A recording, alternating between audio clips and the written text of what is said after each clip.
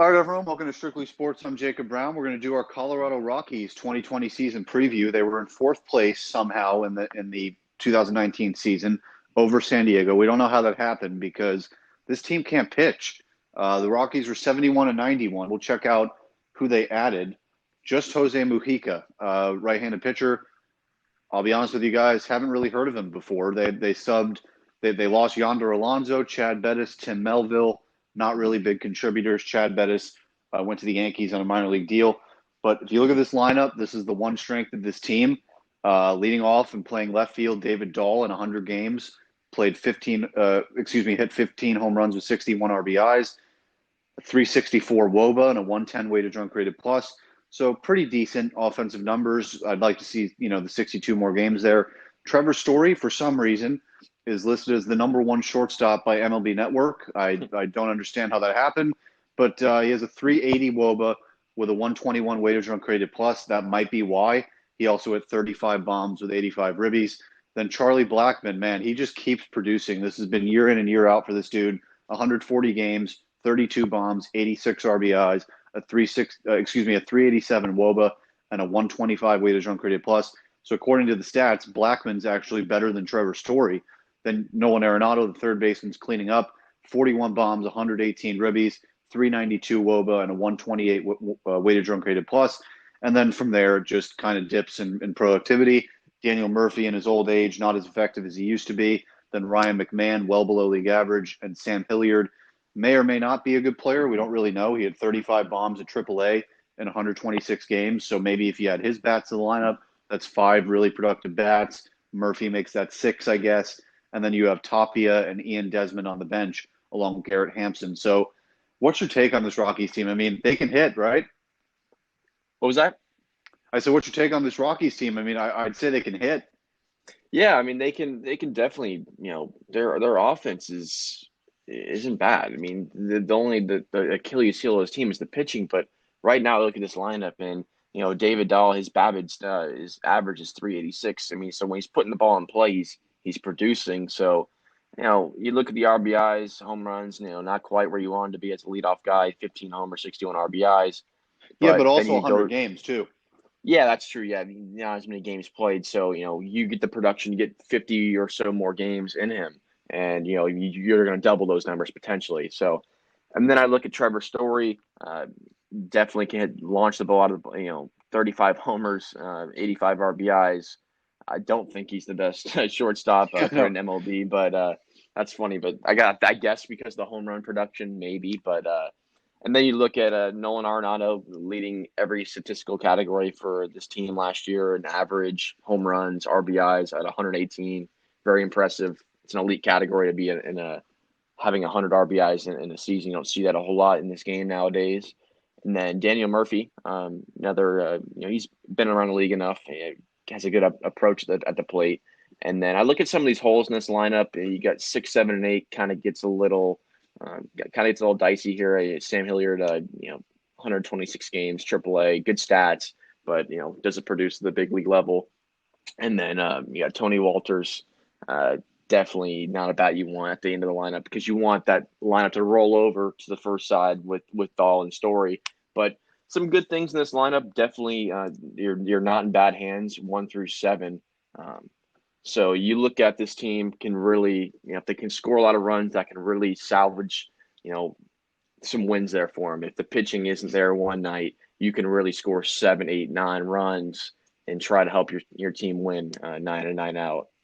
Yeah, and one of the reasons I love these new offensive stats and by the way, guy, I mean, me and Steven just recently have started to introduce ourselves to these new sabermetric stats just so we're up to par with all this knowledge. But you look at this weighted run created plus, and I look at these stats more in specifics with the Rockies because of their ballpark. This is a team that a lot of teams criticize these hitters because, oh, you play at Coors and the ball flies. Well, you could look at these stats and say, okay, well, the great thing about these stats is that they make it park adjusted, meaning this weighted run created plus stat, it means they're putting your stats on average as if you were playing at a stadium that has league average dimensions and everyone's on the same field. So that's why I like this. And you look at a guy like Ryan McMahon, a guy who I would have said, hey, 24 bombs, 83 RBIs, 141 games, but maybe it was boosted by cores because his weighted run created plus was well below league average. And so I just look at that. I look at cores and the cores effect. Is that a real thing to you, or do you just not care? I I kind of go both ways on it. Like you said, these sabermetric stats have been very interesting because you can break down these players like how, because home runs and RBIs, yeah, they can tell you one thing for face value, but then you look at the weighted runs created plus, all these guys are almost above league average. But then you look at the weighted runs created plus, and you know some of these guys are 88, but way below league average. So the cores effect, I do believe in it. You're at a high altitude, that ball can really launch. You look at even the guys that go and play football out there, and they kick the ball and it flies so much farther than you're at a regular stadium on regular altitude. So I think that does have some effect to it, but it does. I don't think it's too dramatic. I mean, you don't see a ton of homers getting flown out of there, but that can have some effect to it, but you see some of these stats, a way to runs created plus shows you that, it kind of is skewed a little bit. I mean, like to me, Arenado's hitting 40 bombs wherever he plays. I don't think that's because of Yeah. Coors Field. I mean, that dude's just a beast. But what actually, speaking of Arenado, what do you think about him? I mean, over the offseason, he's like, guys, I want to get my ass out of Colorado. I mean, can you blame him? No, I don't blame him at all. I mean, he's a pure talent at third base. I mean, 40 home runs in a season, that's impressive in itself. And you have 100, almost 120 RBIs.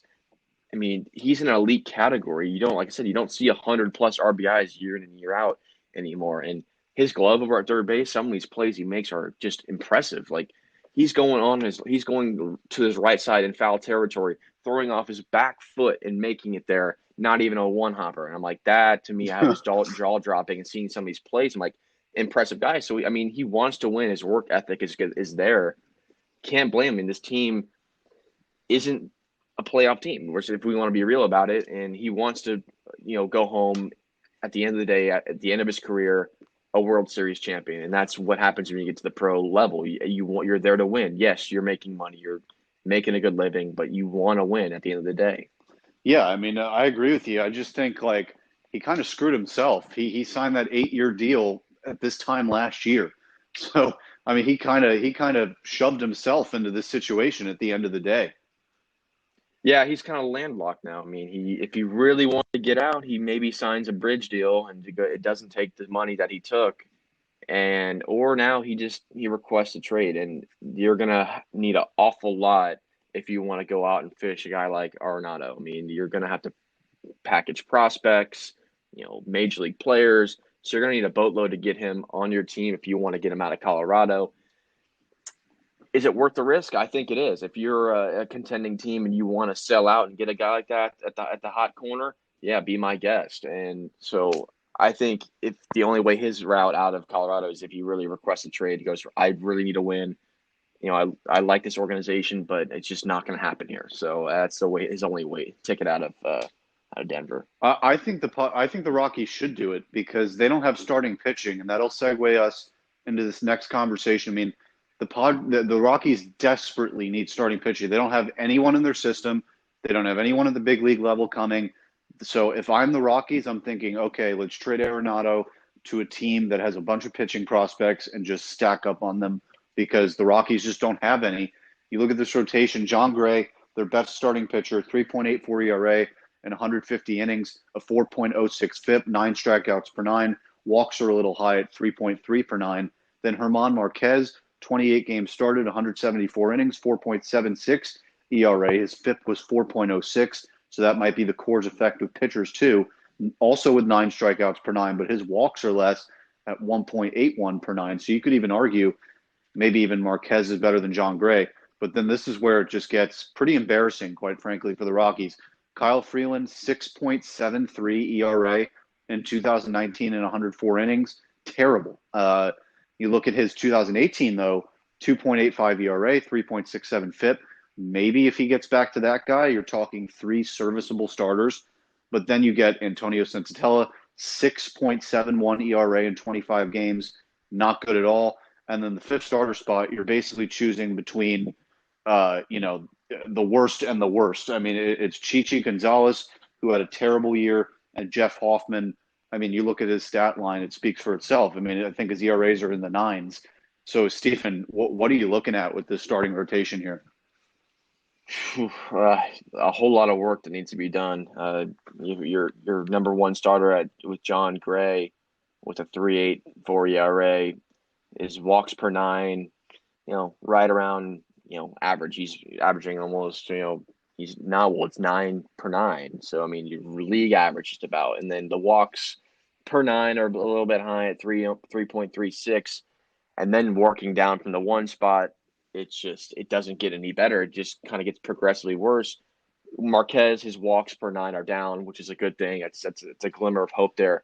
But the ERA and the FIPS for these pitchers are high. And then you go to Friedland, a 6 ERA. You can't win like that in the major leagues. It's just you're rolling the dice and going. You're closing your eyes, hoping for the best. And maybe when the he's out there, the lineup just dominates and scores enough runs. And then you go down to the 4 and 5 spots, Chichi Gonzalez and Sensatella. I mean, it's just it's not brutal, but it's just a lot of work that needs to be done for the starting rotation, getting those earned runs down. Maybe it's the ballpark, but you know when you're having a 6 ERA, that's just not because you're of your home stadium. But I look at this rotation if they really need to bear down and get those earned runs down if they want to have any success this year and help out their starting offense. Yeah, 100%. You look at this bullpen too. It's okay. They have Wade Davis, who, a few years ago you'd be like, wow, Wade Davis, but it's not the same guy anymore. They have Scott Oberg, Brian Shaw, and Jake McGee, which you remember Jake McGee from the Rays too. He's just that was what? How long has it been since he was with the Rays? That's 3, 4, 5 years now.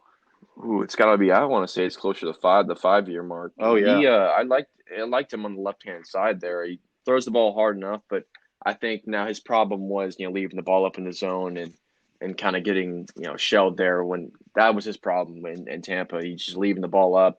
Guys are just out putting the ball putting the ball in play and it's just launching out of the ballpark. But and a guy Wade Davis too, also from Tampa too. But um, this bullpen has potential, but a lot of things to work on as well.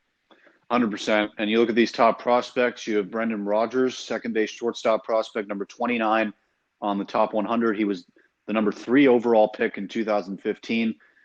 He really struggled at the major league level. That's an understatement. He had a 25 weighted run created plus at the major league level, which is 75% under league average. So he really struggled in 37 games, but it's only 37 games. You look at his minor league time in AAA, had 9 homers, 21 RBIs with a 147 weighted run created plus. So that looks a lot better, maybe more representative of the player that he's supposed to be. He's the only prospect they have in the top 100. So this team has no pitching at all at the major league level, no pitching at all at the minor league level, and their lineup is getting older and Arenado wants out. If I'm the Rockies, I think what I do is I trade Arenado, I trade Charlie Blackmon. I trade Blackmon because of his age. He's getting into his 30s and you have to get some value for him. I trade both of them, call up Brendan Rodgers to play second base and play for Ryan McMahon, and then you play McMahon at third base. And that's my Rockies lineup because then you keep the youth. You might get some starting pitching depth and some minor league starting pitching prospects for Arenado and Blackmon. They have to know that this team is not going to win. They're not going to be a contender. They have to really do that, in my opinion.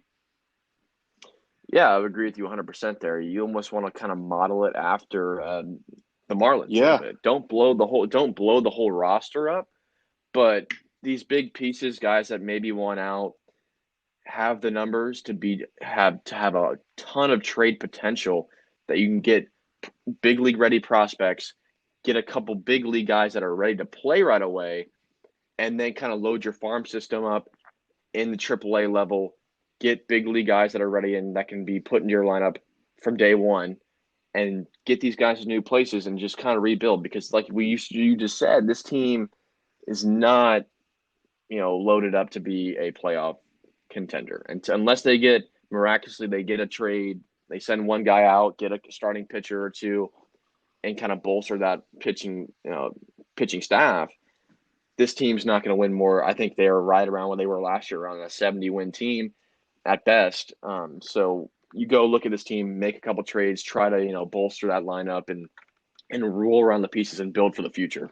Yeah, I mean that has to be the blueprint for them. And even if they trade Blackman and Arenado, they still have good hitters. They'd have Brendan Rodgers, Trevor Story, and David Dahl. Those are three guys that can rake. And then let's say Sam Hilliard is the guy he was at AAA. You'd still have four bats in that lineup. That's about what they have right now. Yeah, for sure. I mean, it's just I look at this too, like going back to the prospects here. I mean, I'm not seeing a whole lot there, but their bench too. I mean, there's not a whole lot on the bench for them. I mean, Ian Desmond and you got Tapia on the bench, and after that, not a whole lot you can plug in and really have them succeed. Yeah, yeah. I mean this is just this is probably the lowest we'll be on a team in the NL West. I think even the Giants are better than them. I think you have the Giants worse than the Rockies, but we'll talk about that on the pod tomorrow. That'll do it for this Colorado Rockies 2020 season preview for Stephen Cashin. I'm Jacob Brown. You guys can listen to this on Apple Podcasts, Spotify, Google Podcasts, and more. Follow us on Twitter at Strict Sports FAU, and we will see you next time.